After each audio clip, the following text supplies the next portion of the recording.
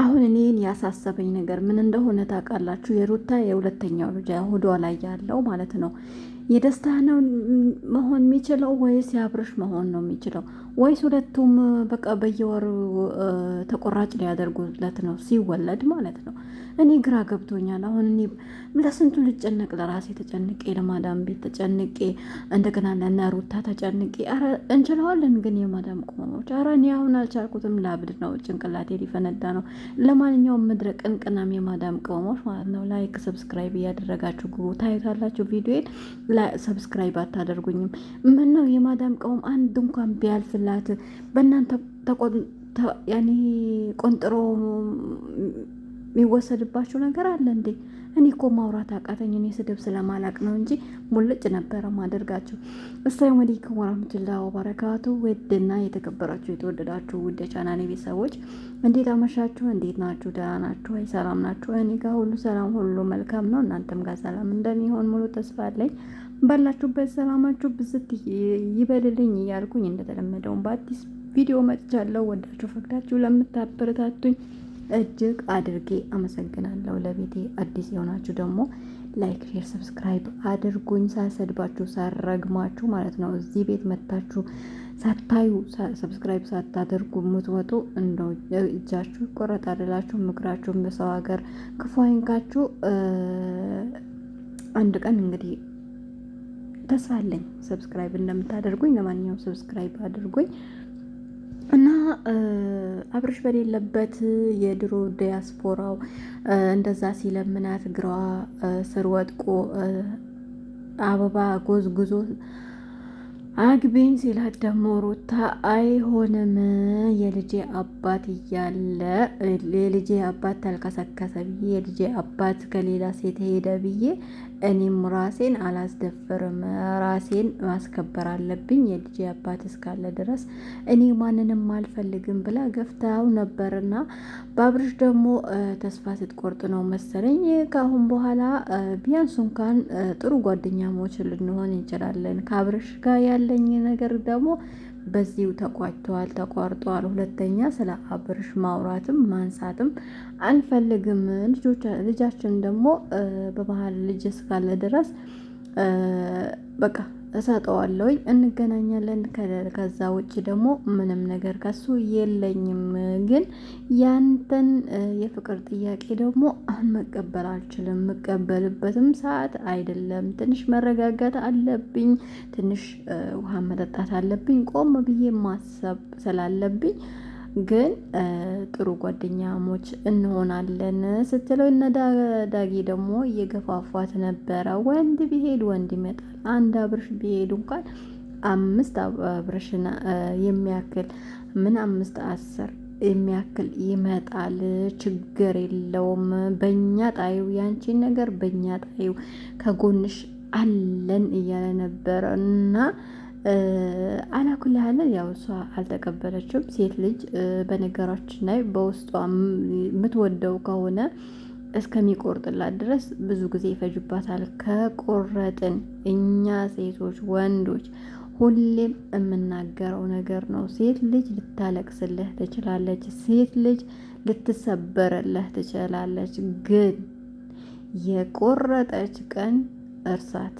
አንተ በዳዴ ቀርቶ 2 እግርህ ተቆርጦ ምንድን ነው የሚባል በምን ብትሄድ ራሱ አሰማም ዞር ብላ አታይም ማለት ነው። እስከምትሄድ ድረስ እሽሩሮ ትልሃለች። ከሄድክ በኋላ ከቆረጠች በኋላ ቆርጣለች። ስለዚህ ወንዶች ሴቶች በቃ ካገባሁት በኋላ የትም አትሄድም፣ እንደዚህ ካልኩኝ በኋላ የትም እንደዚያ ላዋላ አንተ ስታቃጥላት እዛ ቁጭ ብላ ትኖራለች ብለህ በተለይ በዚህ ዘመን የለም። ግን ለትዳሯ ስትል ለልጆቿ ስትል ብዙ ነገሮችን ልታልፍ ትችላለች። ግን የቆረጠች ግን ሄዳለች፣ አትከተላት ለማለት ያክል ነው። ሩታም እንደዛው በብዙ ነገር በቃ ያኔ በውስጧ ብዙ ነገሮችን ይዛ ያን ነገር ዋጥ አድርጋ በቃ የሰው መሳቂያ እንዳትሆን ብዙ ነገሮችን አሳልፋለች። ግን ብዙ ጊዜ እደሰታለች፣ ብዙ ጊዜ ለምናሃለች። ስትቀርብህ ትርቃታለህ፣ ስትርቅህ ደግሞ ትቀርባታለህ። ያኔ ህይወቷን እንደማበላሸት ነገር ነው የሚመስለኝና አሁን ላይ ደግሞ ሆዷ ላይ ልጅ አለ። ከልጇ ይህን ያክል መሆን እሷም የለባትም። አንተም ደግሞ መረጋጋት አለብህ። እንደሷ አይነት ሴት ደግሞ መቼም አገኛለሁ ብለህ አታስብ ሄርሜላ። የሆነ በሳቋ በምኗ ምን ከሩታ እኩል አትሆንም ምንም ቢሆን ማለት ነው። ሩታ ለዚህ ደረጃ አድርሳላ አማርኛ ራሱ ጠፋብኝ። አሁን ይህንን ማን ያስተካክለው? ይለፋው በአረብኛ ልናገረው እንዴ? ለማንኛውም ምን ልልህ ፈልጌ ነው፣ ብዙ ደረጃ አድርሰሃለች ሀቂቃ ማለት ነው። ቤትህ እኮ እሷ የሌለችበት ቤት እኮ አይሞቅም፣ እይታ ራሱ የለውም። ግን ፍቅርና ገንዘብ በአንድ አይሄድም። ቢሆንም እሷም ደግሞ ትወድሃለች። አይ ለጥቅም ቀርበሃት ከሆነ ግልጹን ተናገራት። ከዚህ በፊት ለጥቅም ነበር የቀረብኩሽ፣ አሁን የምፈልገው ደረጃ ላይ ደርሻለሁ። አንቺም የራስሽን ህይወት ኑሪ፣ እኔም ደግሞ የራሴን ህይወት ልኑር ብለህ በግልጽ ብታስረዳት ኦኬ ትቀበልሃለች። ግን የሆነ ነገር ሲባል ወረቀት ይቀደድ ሲባል አይሆንም ትላለህ። እንደገና እሺ በቃ ልጃችን አብረን እናሳድግ ስትልህ ደግሞ ከሌላ ከውሽማ ጋር ትመጣለህ። አንተ እኮ በቃ የሆነ አለ አይደል የማህበር ጀሪካን እኮ ምን የእድር ኩባያ ሆነ እኮ ማንም ይበደረው ማለት ነው። ኧረ ተው ወንድ ልጅ በነገራችን ላይ ወንድ ካልሆነ ወንድ የሚውልበት ቦታ ካልዋለ ምኑ ነው ወንድ የሚባለው? ሀቂቃ አንዳንድ ሴቶች እኮ ይሻላሉ ከወንዶች ማለት ስም ብቻ ተሰጥቷችሁ የምትኖሩ ዝም ብላችሁ የምትኖሩ ወንዶች አላችሁ ማለት ነው። አረ ቆፍጠን በሉ ወንዶች ሀቂቃ ማለት ነው። ለምንም እንኳን ለዩቲዩብ ቢሆን ራሱ ውሸት ቢሆን የእናንተው ግን ያስጠላል።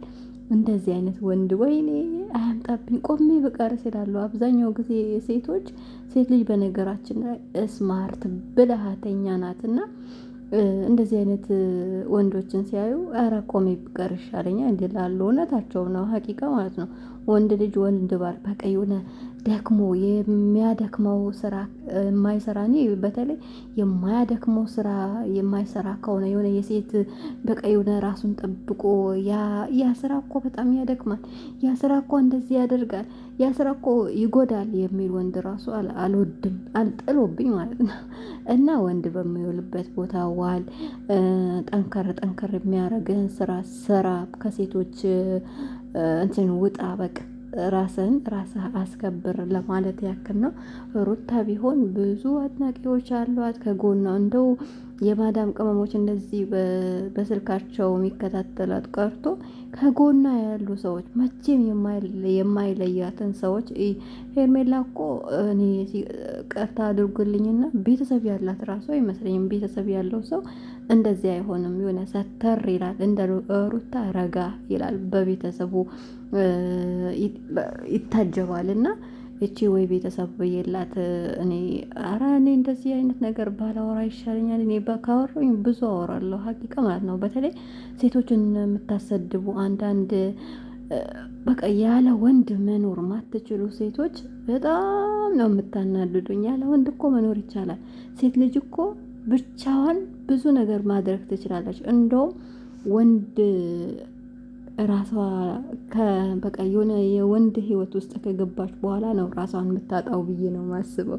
ብዙ የምታስበው ነገር አለ ከዛ ከመጥፎ ወንድ ስትገናኝ ያ ሁሉ ተረስቶ ጭቅጭቅ፣ ሁሌ ቴንሽን፣ ሆርሞናን ይቀይራታል። በቃ ብዙ ነገር ነው የምትሆነው ጀስት እንደ ሩታ ማለት ነው። እና ሴት ልጅ ለብቻዋ መኖር ከወንድ ልጅ የበለጠ ብዙ ነገር መስራት ብዙ ነገር ማድረግ የምትችል ሴት ናት ሀቂቃ ማለት ነው። ስለዚህ ወንዶች አንዳንዴ በቃ አታስቡ።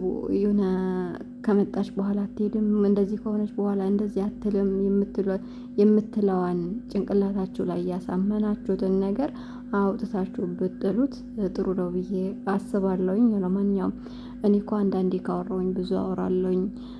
አውርቼም ደግሞ ብዙ ሰው ጋር ብዙ ሴቶች ጋር የሚያለቅሱ በተለይ ለወንድ ብለው የሚያለቅሱ ያለ ወንድ መኖር ማይችሉ ሴቶች ቢሰሙ በደንብ አድርጌ ምንድን ነው በማሳ ነበር መለበልባቸው ማለት ነው።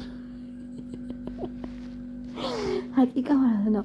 በጣም ያናድዱኛል ሴት የሚያሰድቡ ሴቶች ማለት ነው። ግን ቆፍጠን ብለው ቆፍጣና ሴቶችን ሳይ ደግሞ አቤት ሴትን የምታስከብር ሴት አለች እንዲህ ብዬ እኮራለሁኝ።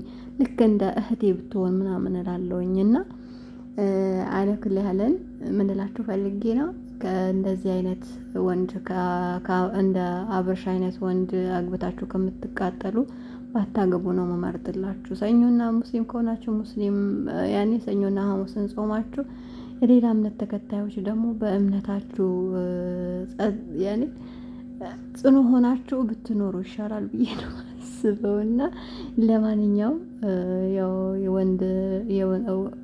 ወንድ አምላኪዎች ደግሞ ምንም ማድረግ አይቻልም። አይ